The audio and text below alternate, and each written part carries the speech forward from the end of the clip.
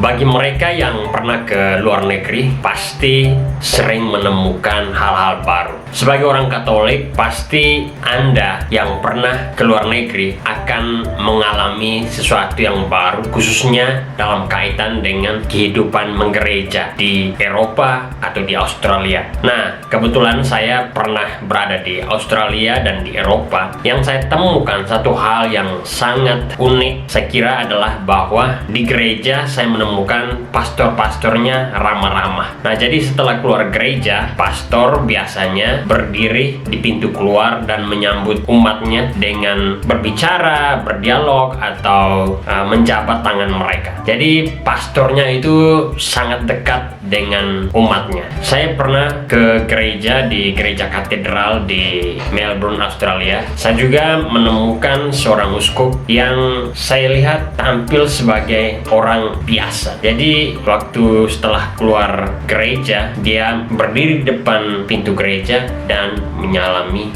umat yang ke gereja hari itu. Pertanyaannya, mengapa pastor, uskup di negara-negara maju seperti di Australia dan di Eropa itu sangat ramah dan dekat dengan umatnya? Saya kira kurang lebih ada 4 hal yang membuat pastor dan uskup di negara-negara maju itu kelihatannya lebih ramah dan lebih dekat dengan umat. Yang pertama, tingkat pendidikan di Eropa dan di Australia cukup tinggi. Jadi rata-rata orang mengenyam pendidikan tinggi. Paling kurang dia bersekolah sampai SMA ya, dan banyak juga yang sampai ke perguruan tinggi. Nah, jadi dengan tingkat pendidikan yang tinggi, baik umat maupun pastor, mereka kurang lebih menduduki posisi sosial yang sama. Jadi umat tidak terlalu menghambakan diri atau merendahkan diri di hadapan pastor dan uskup, dan sebaliknya uskup dan pastor tidak terlalu meninggikan diri di hadapan umatnya. Kenapa? Karena pendidikan membuat baik umat maupun pastor bisa lebih mengenal diri mereka masing-masing dan tahu memosisikan diri yang terbaik dalam sebuah relasi sosial keagamaan di dalam gereja. Kedua, saya kira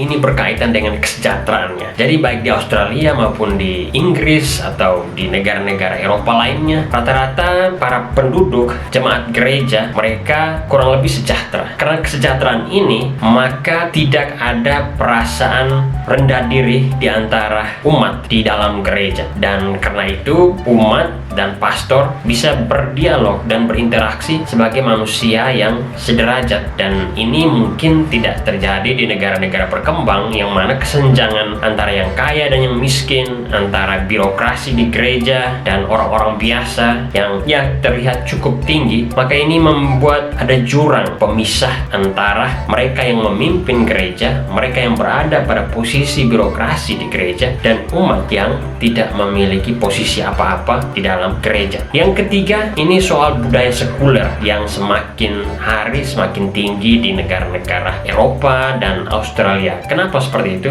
Karena sejauh ini berdasarkan pengamatan saya, sikap agnostik dan ateis itu cukup berkembang pesat baik di Australia maupun di Eropa. Nah, karena sikap yang seperti ini yang sudah bertumbuh cukup tinggi, cukup tersebar di dalam masyarakat, maka gereja mau tidak mau harus bersikap ramah agar gereja bisa menampilkan wajah yang baik di hadapan umat, dan dengan cara itu gereja melalui hierarki gerejanya bisa merangkul umatnya. Kalau tidak seperti itu, maka umat yang sudah hidup dalam budaya sekuler, ateis, dan agnostik itu menjadi semakin jauh dari gereja. Nah, karena alasan ini, maka para pemimpin gereja di Eropa dan di Australia itu sangat memperhatikan hal ini, dan itu mereka lakukan dalam interaksi mereka bersama umatnya. Jadi umat diperlakukan sebagai subjek yang patut didekati, dihormati, dilayani, dan mereka tidak membangun jurang pemisah antara gereja, hierarki, dan umat. Kalau mereka membangun hierarki atau jurang antara gereja, hierarki, dan umat, maka ya banyak sekali umat yang mungkin tidak mau ke gereja karena mereka merasa bahwa mereka bisa menemukan apa yang bagi mereka bisa membuat mereka bahagia di luar gereja. Nah, selain itu juga budaya sekuler dan budaya agnostik dan ateis itu membuat umat di negara-negara maju seperti Australia maupun di negara-negara Eropa itu menganggap bahwa mereka bisa menemukan jawaban-jawaban tentang kehidupan melalui ilmu pengetahuan. Atas dasar ini, maka mereka tidak lagi membutuhkan jawaban-jawaban tentang kehidupan yang diberikan oleh institusi agama seperti gereja. Walaupun dalam kenyataan gereja tidak mampu memberikan jawaban-jawaban yang dibutuhkan oleh umat, dan juga ilmu sosial, sains, pengetahuan dan lain sebagainya juga tidak bisa memberikan jawaban-jawaban yang memuaskan untuk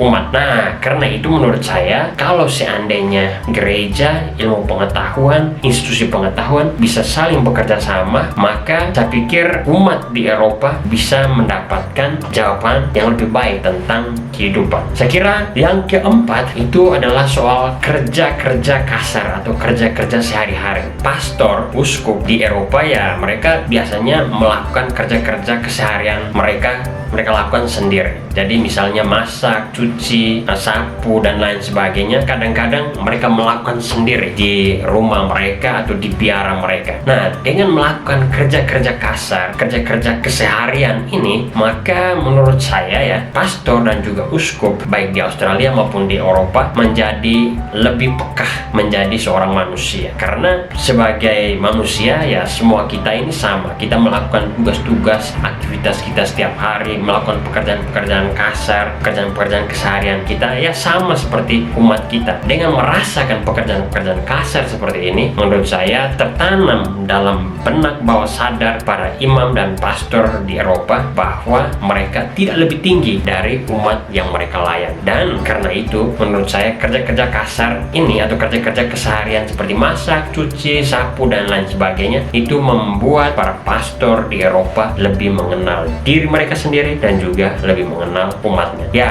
itu menurut pendapat saya. Saya tidak tahu bagaimana pendapat Anda. Jika Anda pun punya pendapat yang lain, Anda bisa memberikan komentar di kolom komentar di bawah ini. Mantap.